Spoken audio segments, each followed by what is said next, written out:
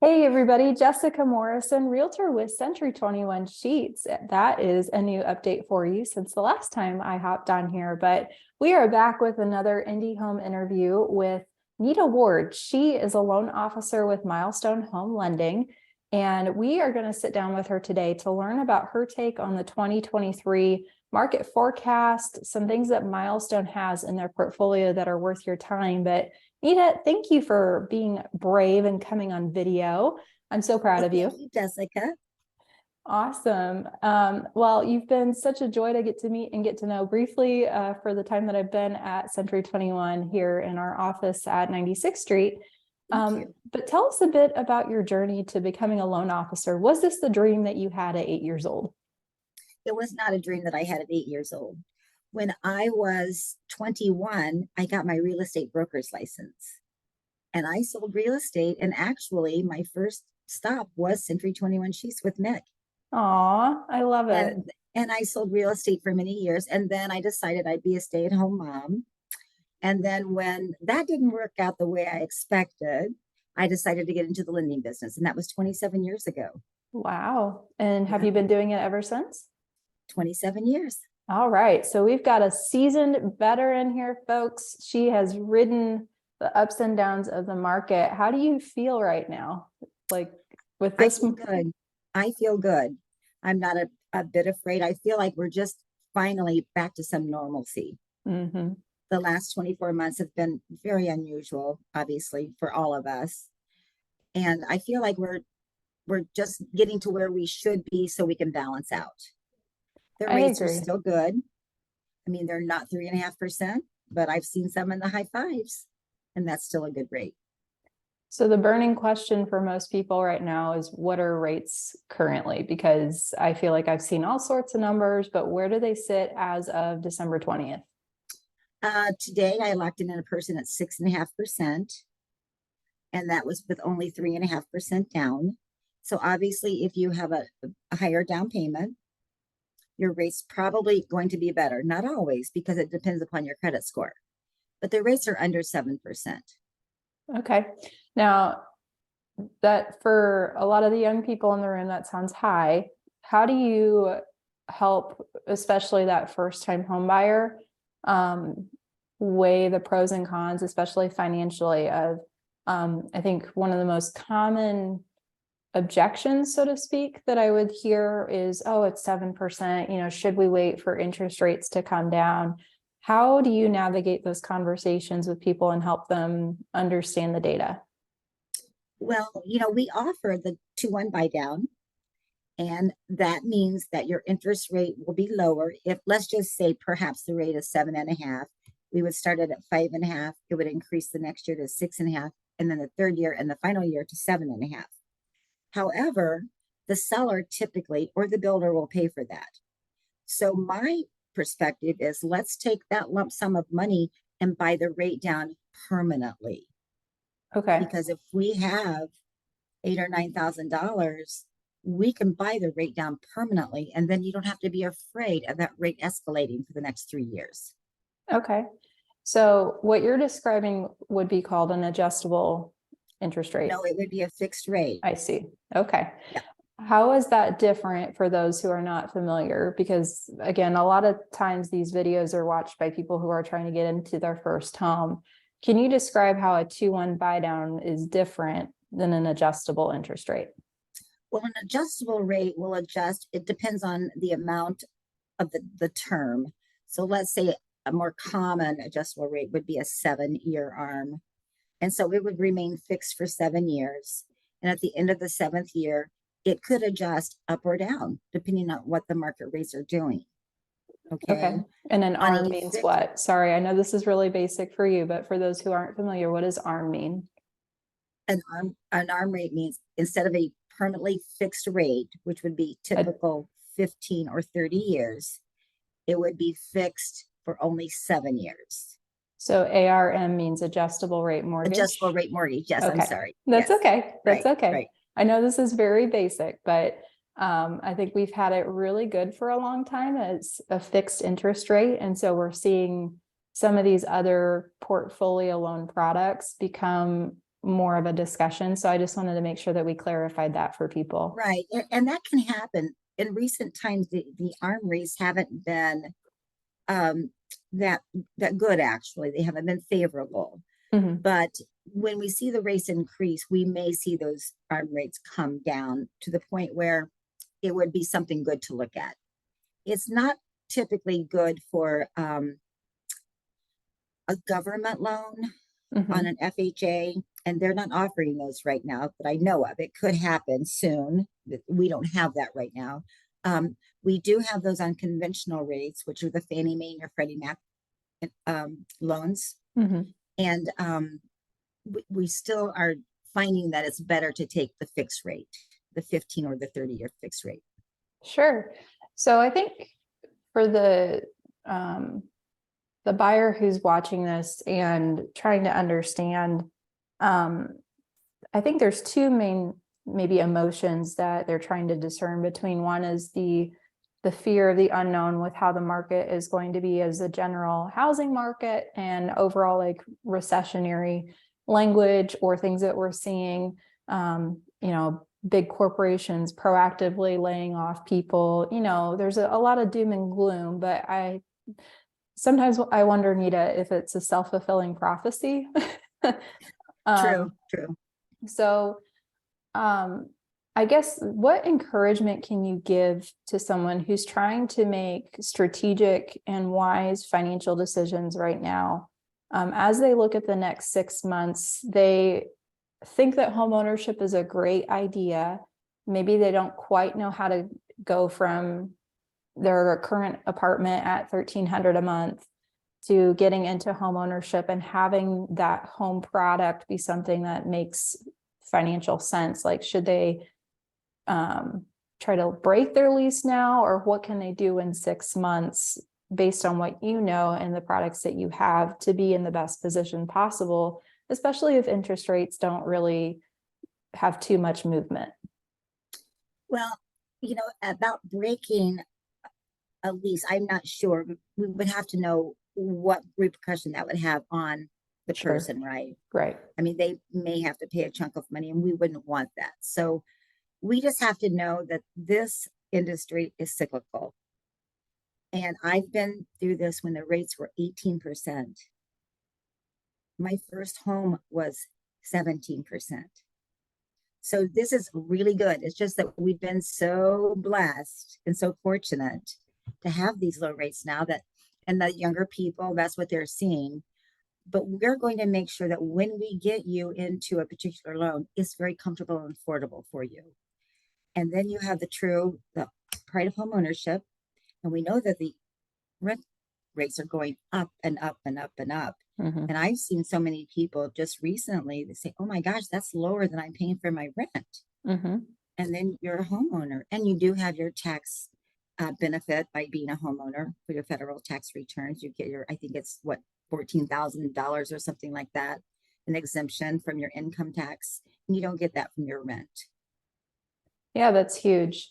So I think if I was a buyer right now, I wouldn't be afraid to reach out to a loan officer and have them run my credit, assess my situation. And then, Neda, do you work in partnership with people to help get them into a position to buy? Because I think a lot of times when people feel like they're going to talk to a loan officer and have their credit pulled, that they need to be able to take action right away, or they don't quite feel ready. At what point do you think it is best for people to start having conversations about potentially buying? Like, what does that timeline do you feel is like a best practice? As it relates to credit, is that what you're saying? Someone who recognizes as a first-time home buyer that buying is a good idea, but maybe they don't quite feel ready right now. At what point do you feel like them having a conversation with the loan officer should be a top priority item? Well, I think that once you feel like you're grounded and you're ready to move forward with your future, that's the time. If you're moving from job to job and you just got out of school, or that situation, that probably is not the right time. But if you feel like you're grounded and you're ready to move forward, And if you do have credit issues, we have a phenomenal department called Credit Enhancement. And Yeah. I can send in the report, and within 15 minutes, I have a response, and they say, do X, Y, Z. And it'll take 2 months, 3 months, 6 months, and they'll get a credit score of this. Yeah. And then they'll be ready to go. Yeah. And that's where I feel like I want, especially as I feel like the market has just seized. And I feel like a lot of people have gotten into this paralysis of, I don't know what decision to make. It Sure. doesn't feel like there's a good decision. And I think that that is the bottom line encouragement that I'm trying to make for those watching is continuing to have these conversations. Like I'm taking coffee meetings into February right now. I do have some availability in January, but it's really exciting to see that even in just the last couple of months, I've had so many conversations with people who, like one guy bought last year and he's having me run CMAs on his house because he's like, this is what the Zillow thing says. And, you know, prices are going down. And I'm like, no, buddy, this isn't, that data is not right. Prices are like, not going down. you know, They are one not house going sold down. for 20,000 over asking just 30 days ago. Like it's still, Exactly. I think it's very house dependent, honestly, with the pricing strategy. But my encouragement is to not freeze, but keep these dialogues going and to feel free to utilize resources like Neda, who can connect you with a reputable credit repair company, because then let's say you might have some outstanding medical loan or student debt, and you know that your debt to income ratio may be high, but the important thing that I really feel like now more than ever is to work with a loan officer or a credit repair company to get that plan in place so that you know when you will be able to buy, because then you can reverse engineer it, and then just better to be more prepared for that, because I feel like we've learned a lot over the last 24 months to help make that be a really agreeable decision. But I think right now people just don't know what to do. And so connecting with professionals like yourself, Neda, I think is all the more important. Well, and like you, and we both know that now is a better time for our buyers because we have a little bit more inventory, right? Yes. Oh my goodness. It's like, and for as far as housing inventory goes, it's back to like 2018, 2019. You know, you could give it a few days and, you know, homes were still selling. I have been selling real estate since 2014. And I remember showing listings where it's been 6 months on the market and everything was fine, guys. Like, you know, houses weren't on fire. It was just a slower pace of the market. That And was expected, right? it was healthy. So I think it's important that you interview agents, and you know, if you've got somebody who's had their license in the last 2 years, I love them, but like they're gonna have a different emotional response to this cycle They will. than someone who's been around for a bit longer. So Right. how do you see the next quarter shaping up with interest rates? I feel like I've heard a few different theories. Are they going to go up or down? That's an interesting question. And I wish I had an absolute positive answer for you. But I do know this, that with this inflationary period that we're kind of in, we haven't really been said we're in a recession right now, but that can cause mortgage interest rates to go down. So keep that in mind. And we just had positive pricing today. Our rates went down a little bit today compared to yesterday. So I just feel like if you're ready to buy, the time is now, because we don't know what's going to happen in 6 months, but we know what we have right now. Sure. So let's flip that. What do you feel like the conversations are on the selling side? Because I think that's a segment of the market that especially, you know, they've got the 2.5% interest rate. Why would they move and go to 7% potentially? Or if they get lucky, somewhere in the sixes. How do you help sellers determine if that's the right move? Well, it depends on what their needs are. If they have their 2.5% and they're in a 2-bedroom, 1-bath home, and now they have 2 children, that doesn't work for them anymore, right? Sure. And so you have to move up. You have to be able to make adjustments to your lifestyle and to know that you have professionals working for you and will put you in the very best possible place. Okay. I'm going to throw you a curveball question, Neda. Oh, goody. So I've seen some discussion on real estate chatter pages where some buyers are looking at trying to assume a seller's loan because then they can assume the interest rate that goes with that loan. Mm-hmm. Just talk through that, because I feel like that's not a common way to go about financing. And I think if a buyer was potentially able to assume a lower interest rate, say at that 2.5%, what segment of buyers would that actually be possible for? Those loans, the assumable loans are only for FHA and VA loans. Okay. Okay, so not for conventional, but all FHA and VA loans are assumable. And that means the new buyer does have to be credit worthy, but they will pay the difference between the sales price and what is now owed on the property. That's the amount of cash they have to come up with. Okay. That Do you have makes sense? do you have an example? Okay, let's just use easy numbers. Let's say I bought my house for $150,000 and now it's valued at $200,000, and you're going to assume my loan. Mm-hmm. So if you have $50,000 to put down, which is basically to buy the property and pay the seller, who's me, then you have my $150,000 loan and my interest rate. And if I bought it 5 years ago, you now have a 25-year note. If I bought it 10 years ago, you have a 20-year note. Okay.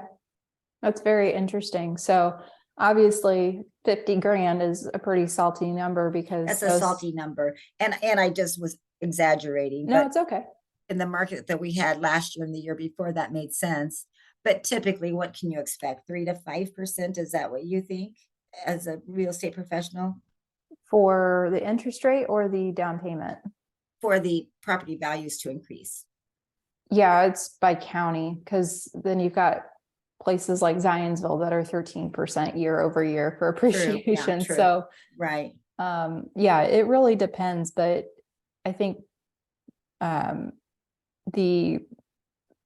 glad I asked that question, because I have seen more creative methods of financing becoming a discussion point. Mm-hmm. And I think that's just all the more reason to talk to loan officers, because it's right. I feel like buyers, if they aren't careful, can fall into scams or fraudulent products or rent to own situations that just don't serve them well. So yeah, and I've seen that happen. And for the first time homeowner, first time buyer, we do have down payment assistance, which is a really nice program. It's 6% assistance and 3.5% if your FHA is for your down payment, and 2.5% helps pay your closing fees. If you're a conventional buyer, 3% is your down payment. You have to be first time homeowner here, and then 3% to be used for your closing fees. So it's a very nice, easy, smooth way to get into a home. Are there restrictions on income or the location of where a buyer could purchase? Not on location. There are restrictions on credit scores. Okay. I believe there's 640. Okay. Okay, so that's okay. We can get you there if you're not there already. That's not too hard to do. Okay? Yeah. So it's a nice program. Wonderful. Are there any other programs with Milestone that you love to talk about or feel like are under the radar? Well, I love our jumbo loans. Why is that? They're fabulous. The rates have been lower than our regular conventional rates, and there's no private mortgage insurance, even if you put 5% down. That's awesome. Yeah. So for those not familiar, at what point does a loan become a jumbo loan? I believe that just got raised to $765,000. I could be off a few thousand there, but I'm close. And over that amount is a jumbo loan. Okay. Now, I feel like we've been holding out some really cool news. FHA recently raised its limits as well. almost to $500,000 for Wow. 96. Yeah. How are you? I mean, I think that's just wild. You could do 3.5% down with an FHA loan and get into almost $500,000 property. Like Correct. And that's, that's because our housing market has increased so rapidly that they had to change the minimum or the numbers for FHA and VA. They had to increase them. yeah. So it's to your benefit. I mean, the, well, sorry, engineer side of my mind just broke that apart real fast. And because 3.5% down of $500,000 is a much, like, that's still a lot of money to put down. And I don't want to be insensitive to that, but I think the fact that that is an option now is the exciting part.